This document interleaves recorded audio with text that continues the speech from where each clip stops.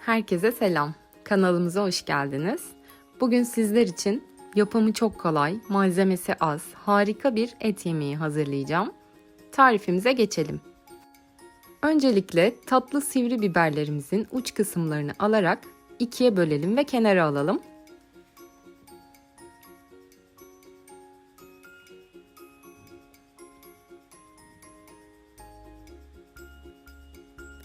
Üç adet de domatesimiz var. Domateslerimizi birer santim genişliğinde keselim.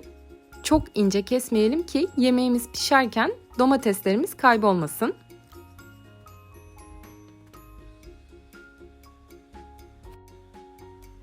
Bu yemeğimizde yaklaşık 600 gram dana biftek eti kullandım. Etlerimizi tenceremize yerleştirelim. Daha fazla et kullanarak yaparsanız etlerinizi sıkıştırarak da koyabilirsiniz. Çünkü pişerken etlerimizin boyutları küçülecek.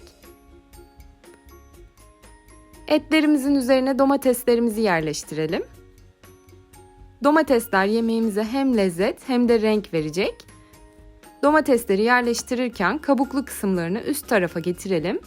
İç kısımları etimize temas etsin.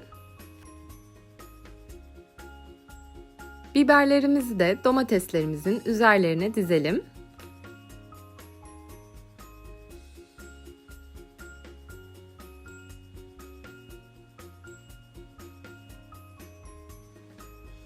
Yaklaşık 100 gram kadar da tereyağı kullanacağız.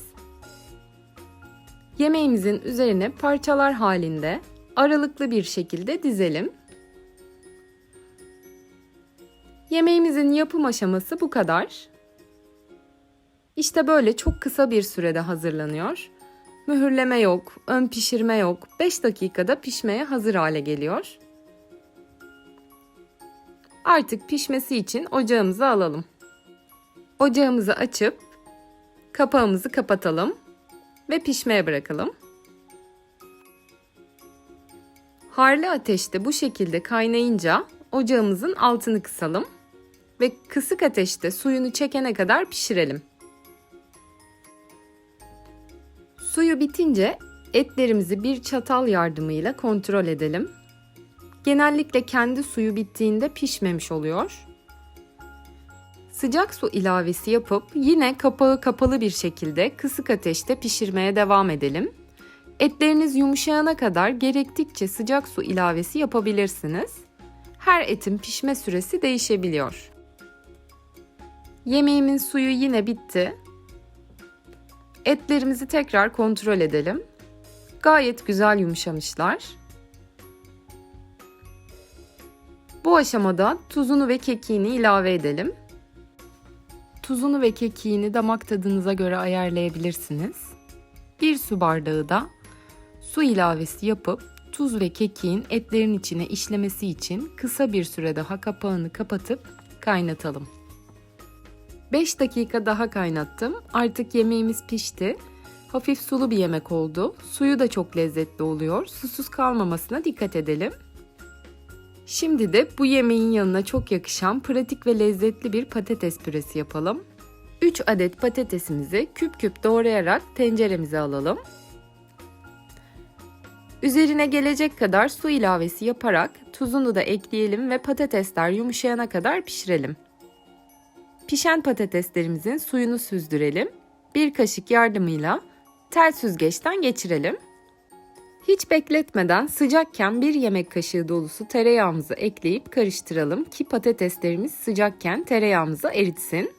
Bu arada tuzunu da kontrol edip damak tadınıza göre gerekiyorsa tuz ilave yapabilirsiniz.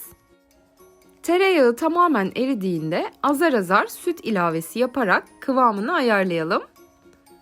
Kullandığınız patates adedine, patatesin cinsine göre kullanacağınız süt oranı değişir. Bunun için istediğiniz kıvama geldiğinde süt ilavesini bırakın. Servis tabağımıza hazırladığımız patates püresinden bir miktar koyalım ve yanına etimizi servis edelim.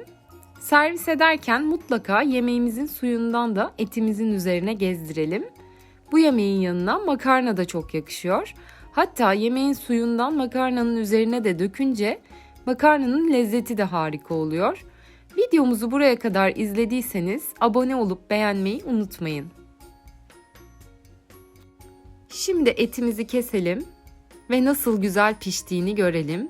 Bakın keserken bile lime lime dağılıyor. Adeta bir tandır gibi oldu. Siz de sabırla kısık ateşte pişirdiğinizde bu sonucu elde edersiniz. Püremiz de ipeksi bir kıvamda, tam olması gerektiği gibi yumuşacık, pürüzsüz. Etimizle de çok yakışıyor. Deneyenlere şimdiden afiyet olsun. Başka videolarda görüşmek üzere, hoşça kalın.